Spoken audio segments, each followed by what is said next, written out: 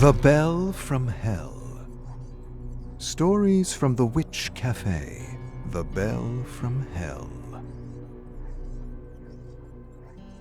Welcome one, welcome all, to the only place in town to get a story and a coffee. I can tell you where the coffee comes from, but please don't ask me where the stories and characters come from, because I basically have no clue. Some say it's the aroma of freshly brewed coffee that inspires me. Others say I'm able to tap into the endless memory streams pouring out of the infinite kettle that is the multiverse.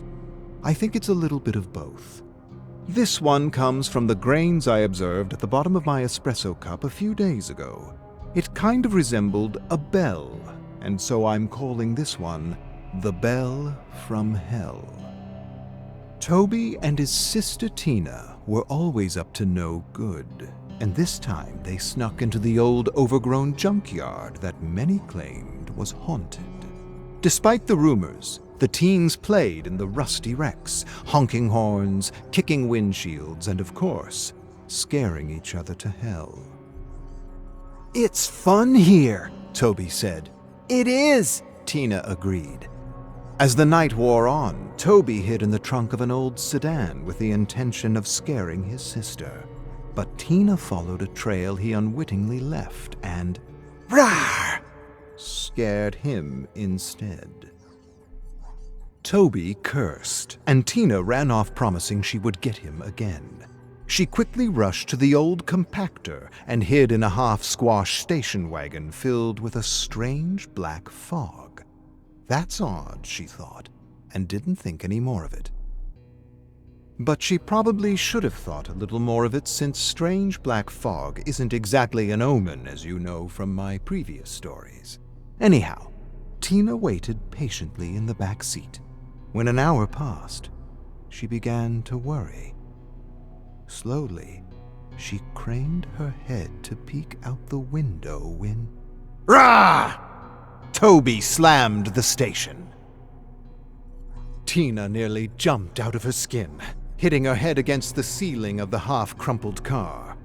Toby couldn't help but laugh, and as he laughed, he looked down into the churning black fog and saw a bell. A strange-looking iron bell, unlike any bell he had ever seen before. "Will you look at this?" he said, holding up the bell, examining the craftsmanship. Then he grabbed a stick from the ground and clanged the bell stupidly. Clang, clang, clang.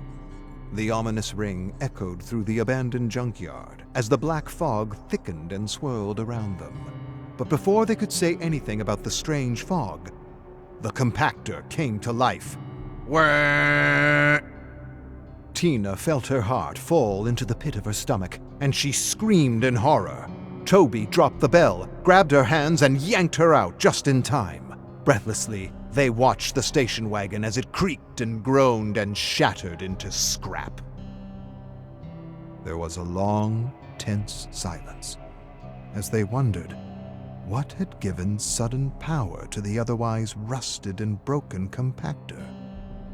Just then, the bell rang again, this time behind them. Tina exchanged a look with Toby and swallowed a growing thickness in her throat. They turned slowly to face nothing. Absolutely nothing. Nothing but the swirling fog.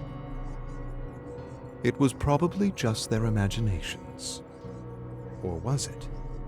For just as they released a collective sigh, the bell rang once again, and something suddenly materialized out of the fog.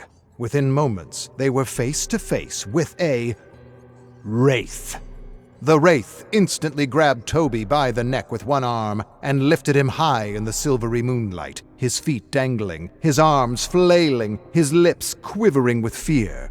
Tina gasped and stumbled back to her haunches. The wraith smashed Toby against the ground with a powerful thud. He raised a rusted wheel wrench and proceeded to bludgeon his head to scrap, blood and gore splattering everywhere. Then the wraith turned to face Tina with his creepy bell and dead eyes.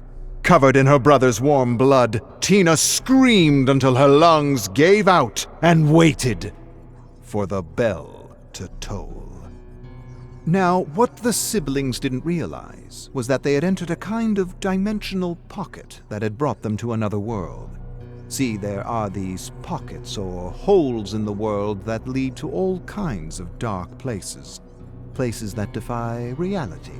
Dark places that make all our combined depictions of hell seem like a flower garden. But that's another story for another dark and creepy night. Let's just say that for Toby and Tina, death was not an escape.